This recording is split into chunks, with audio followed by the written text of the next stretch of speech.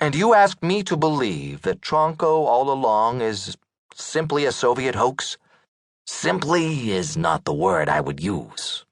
Anyway, no. I don't ask you to believe a goddamn thing. What I ask you to do is wonder. I ask you to doubt. Without warning, Pokorny pitches his empty bottle to the far end of the room, where it shatters smartly against an old whiskey barrel that is part of Kessler's bachelor decor. For a moment, Pokorny's eyes bug slightly, as though he has shocked himself. I ask you to listen! Deft aim and no real damage. That was rather good, Kessler thinks. From here on, we're into cans. It's okay, says Pokorny. Don't get up. And he goes to the kitchen for a round. By its bare outline, the Tronko case does not seem to offer prospect of infinite befuddlement. In that sense, you're right, Kessler is told. In that sense, I suppose you could call it simple. The overt facts are stark, the moves are brusque, the potential permutations of uncertainty would not appear to be so very numerous. Either it's this or it's that. Either the man was what he claimed he was, or he was something other. That much is obvious, correct? Says Pokorny. Maybe, says Kessler. Ha!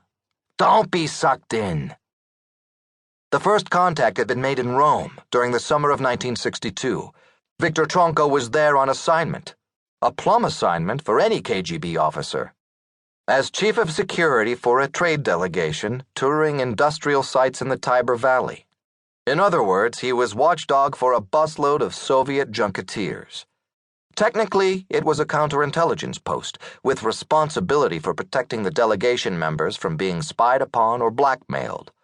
Realistically, his chores amounted to keeping those other comrades in line or reporting on them when they stepped out.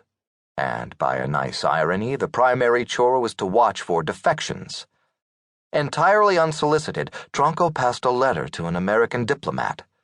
Actually, and presumably not by coincidence, it was a CIA man under embassy cover, volunteering himself as an agent in place. What we call a walk-in, says Pokorny. Maybe 10% of our useful agents come from the walk-in trade. Maybe less. We don't altogether spurn it, but we begin those cases with the presumption that, well, you know, more likely than not, here's a guy who is out to diddle us. Most of the diddlers are freelance, just trying to peddle phony intelligence for a quick dollar. Some are bait, in nasty little traps set by the opposition. They're hoping we'll give something or somebody away. Kessler wonders if there is significance to the fact that, immediately upon beginning this talk about tradecraft, Pokorny has lapsed into the present tense. For instance, they might kidnap the case officer. Or a safe house gets blown, and then we're stuck holding the lease. So walk-ins are special. We tread carefully.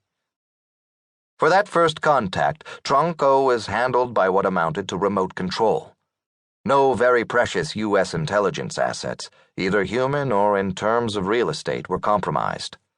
Then the Italian junket ended, and the Soviet delegation went home, Comrade Tronko along with the others.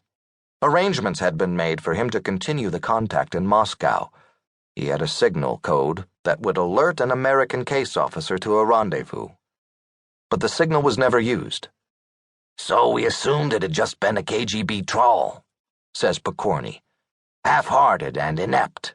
18 months later, Tronko turned up in Vienna, again a security chief for a trade delegation, and this time he used a telegraph message, also in prearranged code, to ask Langley for another contact. Promptly and discreetly granted. At which meeting Tronko abruptly declared his eagerness to defect. No word for a year and a half, and now he wanted to jump on the first plane for America. Just couldn't wait to go. Langley was uncomfortable with this tauter impulsiveness. We were still calling it impulsiveness then, says Pokorny, implying murky reversals to come. Impulsive or not, Tronko was unmistakably an adroit professional, and he danced Langley into a corner. He effectively made it impossible for them to turn